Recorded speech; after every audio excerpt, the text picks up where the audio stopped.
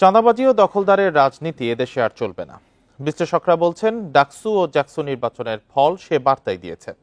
পেশি শক্তির রাজনীতিকে প্রত্যাখ্যান করছে নতুন প্রজন্ম। রাজনৈতিক দলগুলোকে তরুণদের আকাঙ্ক্ষা গভীরভাবে গুরুত্ব দিতে হবে বলে মনে করেন তারা। ডাকসু ও জাকসুতে রেকর্ড সংখ্যক ভোট পড়েছে। ভোটের পরিবেশ নিয়েও সন্তুষ্ট অধিকাংশ প্রার্থী। শিক্ষার্থীরা বলছেন, রাজনীতির ধরন বদলাতে হবে। পেশি শক্তি, চাঁদাবাজি আর টেন্ডারবাজি চলবে না। তারই প্রতিফলন হয়েছে ঢাকা ও জাহাঙ্গীরনগর বিশ্ববিদ্যালয়ে। একটিমাত্র প্রত্যাশা, সেটা হচ্ছে যেন তারা শিক্ষার্থী বান্ধব যেন ক্যাম্পাসটি গড়ে তোলেন এবং দুর্নীতিমুক্ত আমরা একটি ক্যাম্পাস চাই। ইশতেহারে যেসব ব্যাপারগুলো যুক্ত করা হয়েছে বা ক্যাম্পাসের সমস্ত ব্যবস্থাপনা সবকিছু যাতে স্বচ্ছ হয়, অ্যাকাউন্টেবল থাকে। 33 বছর পর তাদের কাছে আমাদের এই আবদারটাই থাকবে যে তারা যেই পদক্ষেপটা নিতে চাচ্ছে যেটা যেন সুষ্ঠুভাবে হয়। বিশ্লেষকরাও বলছেন, প্রথাগত রাজনীতি চায় না নতুন প্রজন্ম। এটা আগামী জাতীয় নির্বাচনের জন্য বার্তা। এটি শুধুমাত্র বিশ্ববিদ্যালয়ের ভিতরেই থাকবে। এই নির্বাচনের আবহ বা এই নির্বাচনের প্রভাব বাইরে যাবে না, জাতীয় নির্বাচনে পড়বে না, সেটা আমি বিশ্বাস করি না। ডাকসু হচ্ছে বাংলাদেশের রাজনীতির একটা ব্যারোমিটার এবং এখানে অনেক কিছুই ইন্ডিকেট করে ভবিষ্যৎ রাজনীতির। অতীতেও করেছে, ভবিষ্যতেও করবে। ডক্টর দিলারা চৌধুরী বলছেন, রাজনৈতিক দলগুলোকে রাষ্ট্রের সংস্কার ও ঝুঁকি উপলব্ধি করতে হবে। পরিবর্তন না হলে টিকে থাকতে পারবে না। রাজনৈতিক দলগুলি যদি সংকটটাকে না বুঝে থাকে যে বাংলাদেশ কি সংকটের উপর দাঁড়িয়ে আছে এবং ক্ষমতায় যাওয়ার রাজনীতিতেই তারা যদি সংকট উত্তরণের জন্য ছাড় না দিয়ে একটা ঐক্যমতে না আসে, তাহলে এই রাজনীতির দলগুলি 111 আসবে কিনা আমি বলতে পারছি না, তবে এই রাজনৈতিক দলগুলি আর রাজনীতি করতে পারবে না বাংলাদেশে। গণঅভ্যুত্থানের মধ্য দিয়ে যে আকাঙ্ক্ষা তৈরি হয়েছে তা দলগুলোকে বুঝতে হবে বলে মনে করেন বিশ্লেষকরা। মেহেদী হাসান, ইন্ডিপেন্ডেন্ট নিউজ, ঢাকা। ডাকসু নির্বাচনে বিভিন্ন হল সংসদে বিনা প্রতিদ্বন্দ্বিতায় নির্বাচিত হয়েছেন 42 জন। 11টির মধ্যে 9টি ছাত্র সংগঠন পূর্ণাঙ্গ প্যানেলই দিতে পারেনি। প্রার্থী না পাওয়ার পেছনে নানা সীমাবদ্ধতা তুলে ধরছে সংগঠনগুলো। বিশ্লেষকরা বলছেন, গণতন্ত্র চর্চা প্রার্থীদের সার্বিক নিরাপত্তা নিশ্চিত না হয় এমনটি হতে পারে। 3.5 দশক পর অনুষ্ঠিত হচ্ছে রাজশাহী বিশ্ববিদ্যালয় কেন্দ্রীয় ছাত্র সংসদ রাকসু নির্বাচন। এবার কেন্দ্রীয় সংসদে 23টি পদে প্রার্থী 306 জন। তবে হল সংসদে প্রার্থী পাওয়া যাচ্ছে না, ফলে বিনা প্রতিদ্বন্দ্বিতায় নির্বাচিত 42 জন। ছাত্র শিবির বলছে 35 বছরের রেশ কাটতে সময় লাগবে, আর নিরাপত্তা শঙ্কার কথা বলছে ছাত্রদল। রাকসু যেহেতু 35 বছর ধরে অচল অবস্থা ছিল, এর রেশটা তো কাটতে সময় লাগবে, এটাই স্বাভাবিক। কিছু কিছু প্যানেলের ক্ষেত্রে কয়েকটা পদে তারা যে দেয়নি, সেটা হয়তো তারা সেরকম কাউকে খুঁজে পায়নি। আমরা কিন্তু অনিরাপদ বোধ করি এবং পরিবারও কিন্তু চায় না যে তার মেয়ে বিশ্ববিদ্যালয়ে পড়ছে, সে পড়াশোনা করে বেরোবে, তাকে একা একা মুভ করতে হবে। তখন সে নিরাপত্তাজনিত যদি ভোগান্তিতে থাকে, তারা কোনোভাবে অ্যালাউ করে না। ক্যাম্পাসে সক্রিয় 11টি ছাত্র সংগঠনের মধ্যে 9টিরই পূর্ণাঙ্গ প্যানেল দিতে পারেনি। এর পেছনে বিভিন্ন সীমাবদ্ধতার কথা বলছে ছাত্র সংগঠনগুলো। নেতৃত্ব তৈরির জায়গায় একটা অ্যালার্মিং বিষয় যে আমাদের বিশ্ববিদ্যালয়গুলোতে নারী শিক্ষার্থীরা থেকে শুরু করে ইভেন পুরুষ শিক্ষার্থীরাও কেন তারা অংশগ্রহণ করতে চাচ্ছে না। যে জায়গাগুলো মনে হয়েছে যে এখানে আমার বেস্ট চয়েসটা এখানে নাই, সো আমি ওই জায়গাটা ফাঁকা রাখছি, ডামি রাখার আশাটা করি নাই। বিশ্লেষকরা বলছেন, দীর্ঘদিন গণতন্ত্রের চর্চা না থাকায় এমনটি হয়েছে।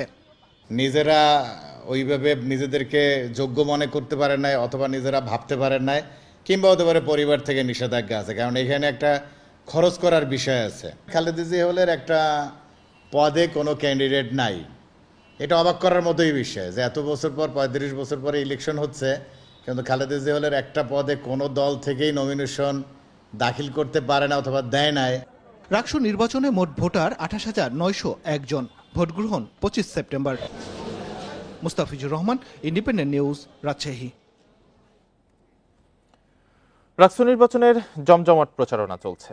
এ নিয়ে জানাতে রাজশাহী বিশ্ববিদ্যালয় থেকে যুক্ত হয়েছেন সহকর্মী মুস্তাফিজুর রহমান। মুস্তাফিজ, প্রচারণা কেমন চলছে? এখন তো সকাল সকাল বেলা বাড়ার সাথে সাথে নিশ্চয়ই আরো বাড়বে প্রচারণা। আর আরেকটি বিষয়, যে ছাত্র সংগঠনগুলো যে সীমাবদ্ধতাগুলো তুলে ধরছে, সেগুলো আসলে কেন হচ্ছে, কি বলছে তারা এই বিষয়ে?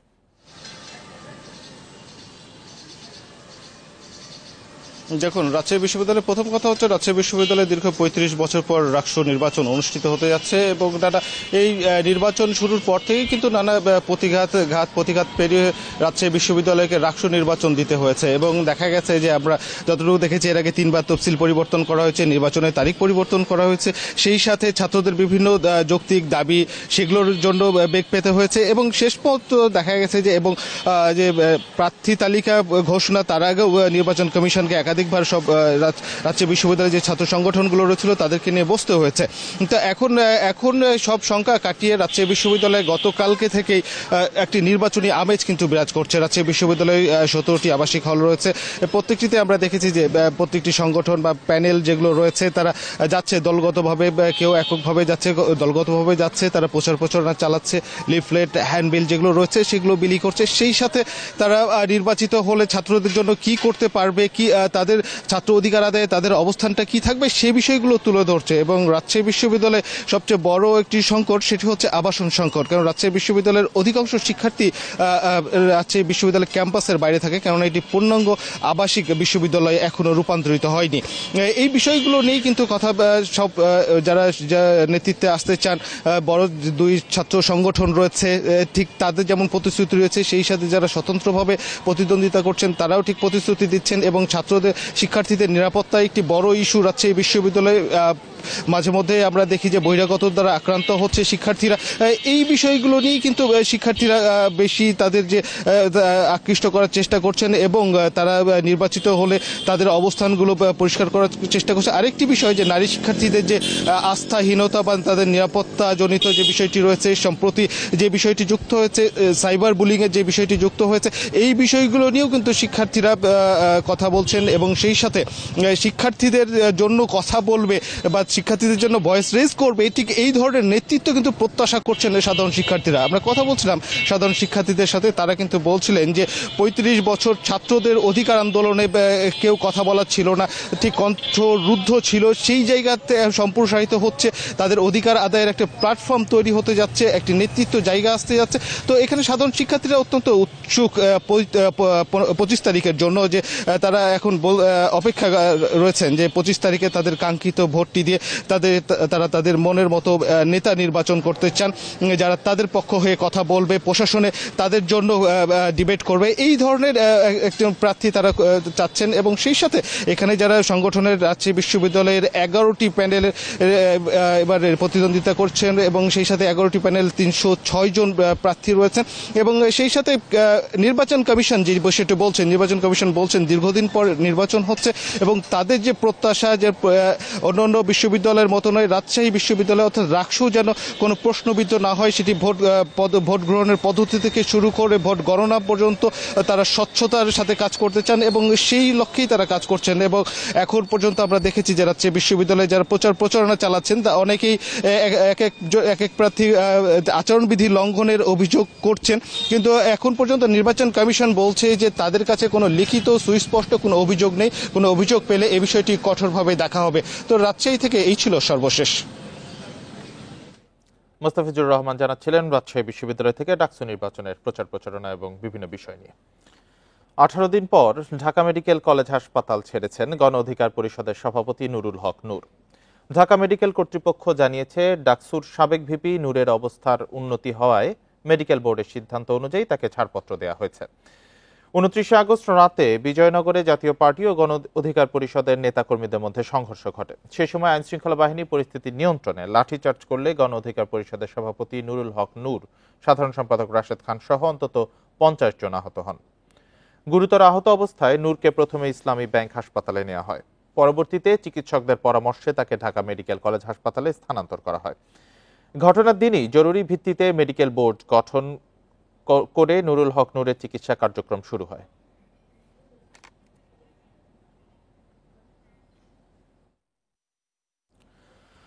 জাতীয় নির্বাচন আয়োজনে দেরি হলে দেশ বিপদে পড়বে বলে মন্তব্য করেছেন বিএনপির স্থায়ী কমিটির সদস্য আমির খসরু মাহমুদ চৌধুরী। সোমবার দুপুরে রাজধানীতে এক আলোচনা সভায় তিনি এ মন্তব্য করেন। উত্তরার দক্ষিণখানে 3 দিনব্যাপী শান্তি প্রতিষ্ঠা প্রশিক্ষণ কর্মসূচির আয়োজন করে প্রতিবন্ধী কল্যাণ সমিতি। সেখানে যোগ দিয়ে আমির খসরু মাহমুদ চৌধুরী বলেন, প্রতিবন্ধী ব্যক্তিদের সক্ষমতা বৃদ্ধি ও ক্ষমতায়নের জন্য কাজ করবে বিএনপি। তিনি বলেন, জনসমর্থন ছাড়া কিছু করতে গেলে গণতন্ত্র ব্যাহত হবে।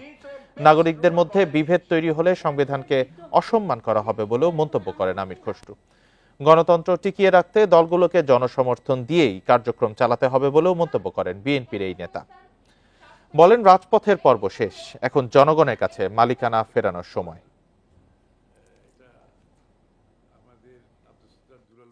আমরা এখানে মানসিকভাবে একটা কমিটমেন্টের মাধ্যমে আজকে এখানে উপস্থিত হয়েছি। শুধু প্রত্যেকটি দল তো চাহিদা থাকতেই পারে, সেটার একমাত্র পথ হচ্ছে নির্বাচনে গিয়ে জনগণের ম্যান্ডেট নিয়ে পরিবর্তন করা যেতে পারে। এর বাইরে কিছু করতে গেলে সেটা গণতন্ত্রকে বাধাগ্রস্ত করবে। আওয়ামী লীগ দীর্ঘদিন ধরে দেশকে ভারতের কাছে নতি স্বীকার করিয়ে জাতীয় স্বার্থ বিসর্জন দিয়েছে বলে মন্তব্য করেছেন বিএনপির চেয়ারপারসনের উপদেষ্টা জয়নুল আবেদিন ফারুক। সোমবার জাতীয় প্রেস ক্লাবের সামনে অপরাজেয় বাংলাদেশ আয়োজিত এক আলোচনা সভায় প্রধান অতিথির বক্তব্যে এই কথা বলেন তিনি। আরো বলেন, শেখ হাসিনার নেতৃত্বাধীন সরকার দেশের স্বাধীনতা ও গণতন্ত্রকে ধ্বংস করেছে, বিকৃত করেছে মুক্তিযুদ্ধের ইতিহাস। 16 বছর ধরে দেশের মানুষকে কথা বলতে দেয়া হয়নি, অথচ এই সময়ে ভারতের সঙ্গে এমন সব চুক্তি করা হয়েছে যা বাংলাদেশের সার্বভৌমত্বকেই প্রশ্নবিদ্ধ করেছে। তিনি মোংলা ও চট্টগ্রাম বন্দর ব্যবহার ও তিস্তা চুক্তির প্রসঙ্গ টেনে বলেন, এগুলো সবই দিল্লির স্বার্থ রক্ষা করে হয়েছে।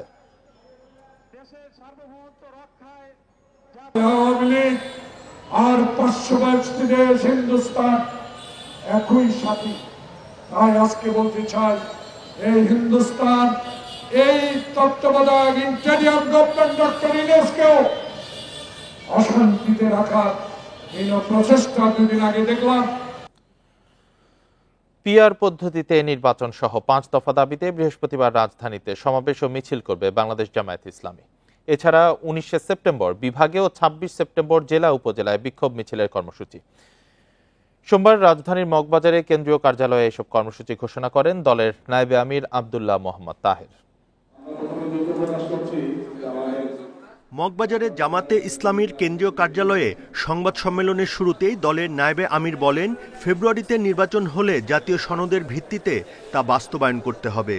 আওয়ামী লীগ আমলের সব জুলুম ও হত্যার বিচার, সংসদের নিম্ন ও উচ্চকক্ষ উভয় ক্ষেত্রেই পিআর পদ্ধতিতে ভোট, জাতীয় পার্টি ও 14 দলের কার্যক্রম বন্ধ সহ 5 দফা দাবি মানতে হবে।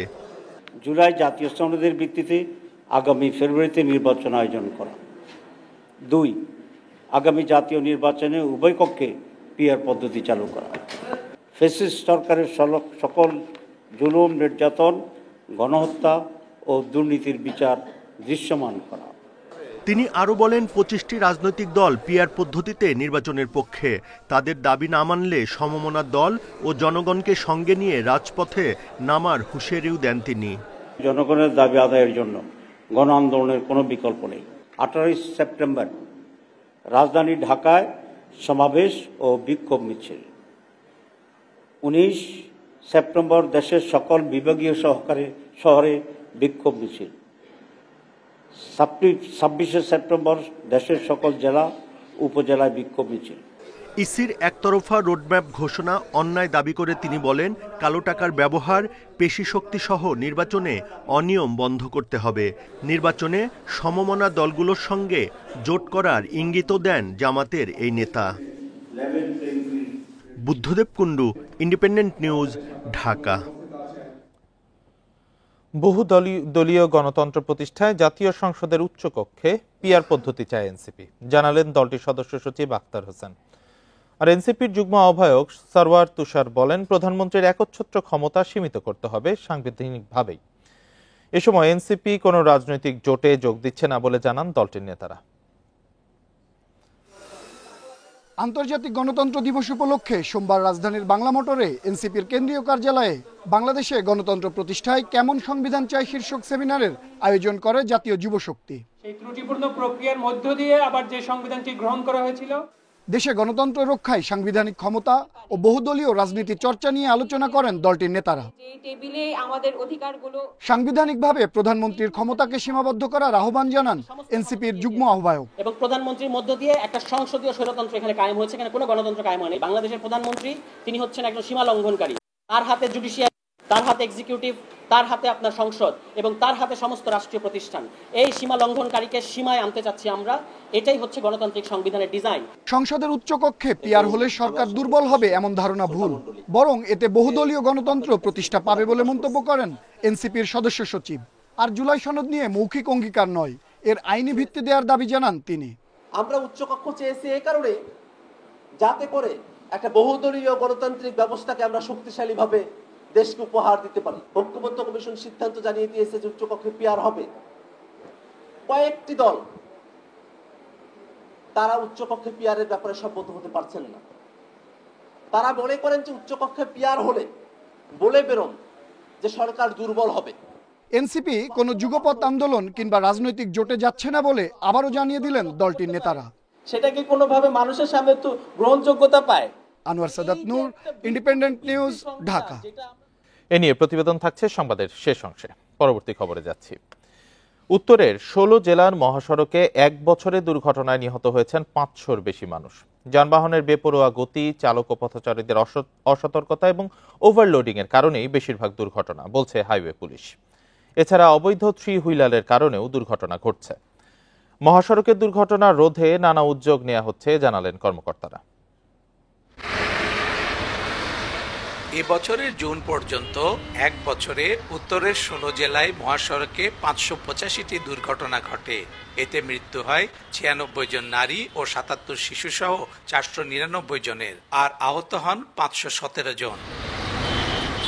এসব সড়ক দুর্ঘটনায় বগুড়া অঞ্চলের সবচেয়ে বেশি ২৭৯ জনের মৃত্যু হয়, আর রংপুরে ১৯৫ জনের। হাইওয়ে পুলিশ বলছে, বেপরোয়া গতি, অতিরিক্ত মালামাল বহন, চালক ও পথচারীদের অসতর্কতা সহ ৬ কারণে মহাসড়কের দুর্ঘটনা ও প্রাণহানি। দুর্ঘটনা রোধে নানা উদ্যোগের কথা জানালেন কর্মকর্তারা। এই ওভার স্পিডিং এর পরিমাণ অনেক বেশি বেড়ে যায় এবং ইদানিং যে একটা অত্যন্ত চিন্তার বিষয় সেটা হচ্ছে যে ট্রাকগুলো ওভার স্পিডিংয়ের মধ্যে চলে যাচ্ছে। রাতের বেলা যখন ভালো সড়ক পাচ্ছে তারা স্পিড অনেক বেশি বাড়িয়ে দিচ্ছে এবং ওই অবস্থায় হাইওয়ে পুলিশের পক্ষ থেকে বা যে কোনো পুলিশের পক্ষে কিন্তু রাতের বেলা গাড়িগুলো থামানো জীবনের জন্য কিন্তু ঝুঁকিকর। প্রশস্ত মহাসড়কের দুর্ঘটনার আরেকটি কারণ মোটরসাইকেল ও থ্রি হুইলারের বেপরোয়া গতি, বলছেন স্থানীয়রা। হাইওয়ে ফাঁড়ির দুই ধারে ১ কিলোমিটার মধ্যে ১ মাসের মধ্যে ৫টা দুর্ঘটনা ঘটেছে এবং ৫টা দুর্ঘটনায় ৫ জন লোক মারা গেছে।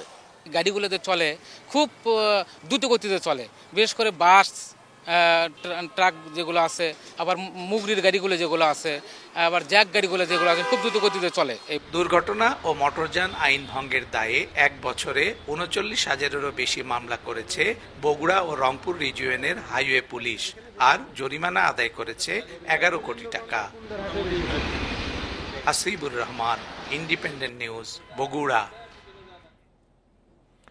চট্টগ্রাম বন্দরে বিভিন্ন সেবার বিপরীতে বাড়তি মাশুল আদায়ে প্রজ্ঞাপন জারি হয়েছে। সোমবার থেকে অতিরিক্ত মাশুল কার্যকর হওয়ায় রপ্তানি বাণিজ্যে নেতিবাচক প্রভাব পড়বে বলে শঙ্কা ব্যবসায়ীদের। ভোক্তা পর্যায়ে পণ্যের দাম বাড়বে বলেও ধারণা তাদের। তবে মাশুল বৃদ্ধির প্রভাব পণ্যের দামে পড়ার সুযোগ নেই বলে দাবি বন্দর কর্তৃপক্ষের।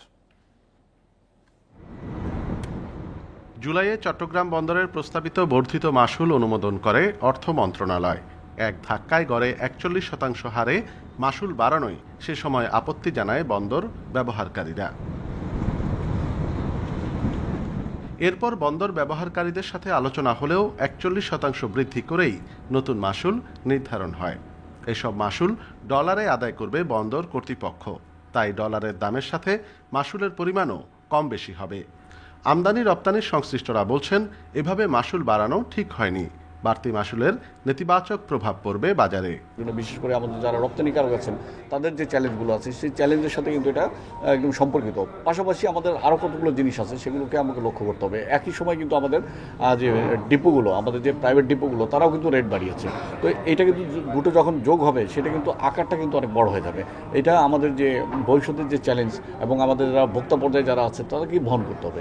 সব মিলিয়ে তারা একটা ভীতিকর পরিস্থিতিতে আছে এবং অনেকে ঝরে যাচ্ছে, ব্যাংকের দেনা পরিশোধ করতে না পেরে ঝরে যাচ্ছে।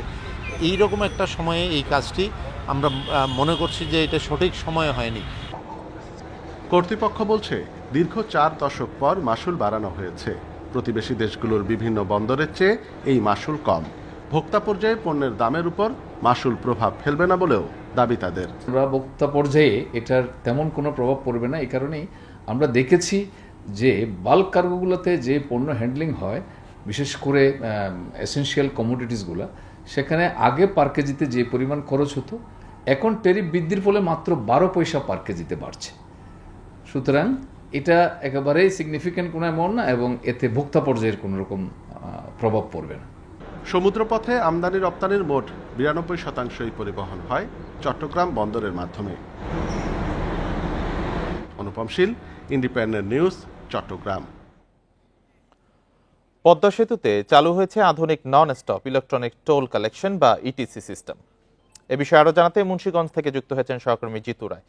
জিতু রায়, এই ইটিসি সিস্টেমের সুফলগুলো কি একটু জানাবেন, আর যানবাহনগুলো কিভাবে এই ইটিসি সিস্টেমের আওতায় আসবে একটু বিস্তারিত বলবেন। ম্যানলেস, ক্যাশলেস, নন স্টপ ভাবে কিন্তু এই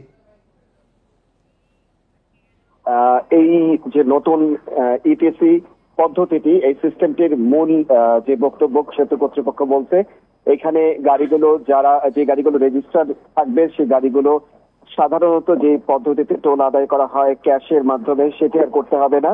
এখানে যে সিস্টেমটি দেওয়া হয়েছে, এই সিস্টেমটির মাধ্যমে, স্ক্যানিং এর মাধ্যমে খুব দ্রুত তারা কিন্তু এই জায়গা থেকে চলে যেতে পারবে। তারা খুব দ্রুত ভাবেই এই জায়গাটি তারা স্ক্যানিং এর মাধ্যমে পূর্ব রেজিস্টারকৃত যে গাড়িগুলো রয়েছে সেই গাড়িগুলো চলে যেতে পারবে।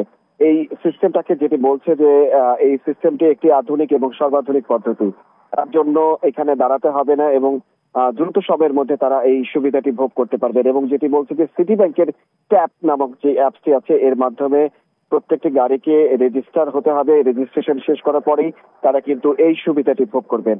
আমরা সকাল থেকে এখানে আছি, 6টা থেকে আমরা লক্ষ্য করেছি যে এখন পর্যন্ত একটা গাড়িকেও আমরা এই লেনটি ব্যবহার করে যেতে দেখিনি। মাওয়া প্রান্ত দিয়ে সেতু কর্তৃপক্ষ যেটি বলছে যে রেজিস্ট্রেশনের যে পদ্ধতিটির সঙ্গে এখন পর্যন্ত জনসাধারণের খুব বেশি একটি সচেতনতা নেই বা পরিচয় নেই বলে হয়তোবা এই এখন পর্যন্ত রেজিস্ট্রেশনের সংখ্যাটি কম, যে কারণে আমরা সকাল থেকে লক্ষ্য করেছি যে এখন পর্যন্ত কোনো গাড়ি আমরা এই লেনটি ব্যবহার করতে দেখিনি। তবে সেতু কর্তৃপক্ষের এই সেতু ব্যবস্থাপনার সঙ্গে সম্পৃক্ত যে সকল যানবাহনগুলো রয়েছে তাদেরকে আমরা দেখেছি নির্বিঘ্নে তারা কিন্তু এই রেজিস্টারটা শেষ করার পরে তারা এই লেনটি ব্যবহার করে খুব দ্রুত এগিয়ে দিক দিয়ে সেতু পার হয়ে গেছেন। আর আমরা কথা বলেছিলাম সেতু কর্তৃপক্ষের সঙ্গে, তারা যেটি বলেছেন যে সমস্ত দিক থেকেও তারা একেবারে সম্পূর্ণ হয়নি এখন পর্যন্ত এই লেনটি ব্যবহারের জন্য, কিছু ত্রুটি রয়েছে। তবে আগামী 1 অক্টোবরের মধ্যে সম্পূর্ণভাবে এই ত্রুটিগুলো সামঞ্জস্যভাবে শেষ করে তারা নিশ্চিতভাবে বলছে যে এটি ব্যবহারে আরও অনেক বেশি মানুষ জানতে পারবেন, যাত্রীদের জন্য সুবিধার জন্য আরও অনেক বেশি করে এই সুবিধাটি ভোগ করতে পারবেন। এই মুন্সিগঞ্জের মাওয়া প্রান্তে সেতু প্রান্ত থেকে এই ছিল ইটিসি এই সিস্টেমটি সম্পর্কে আমার কাছে সর্বশেষ। পদ্মা সেতুতে টোল আদায়ে আধুনিক ইটিসি সিস্টেম চালু হয়েছে, এ বিষয়ে জানাচ্ছিলেন সহকর্মী জিতু রায়। আর এই ছিল এখনকার সংবাদে। ইন্ডিপেন্ডেন্ট টেলিভিশনের সব খবর আরো বিস্তারিত জানতে চোখ রাখুন ফেসবুক, ইউটিউব, এক্সে। এতক্ষণ সাথে থাকার জন্য ধন্যবাদ সবাইকে।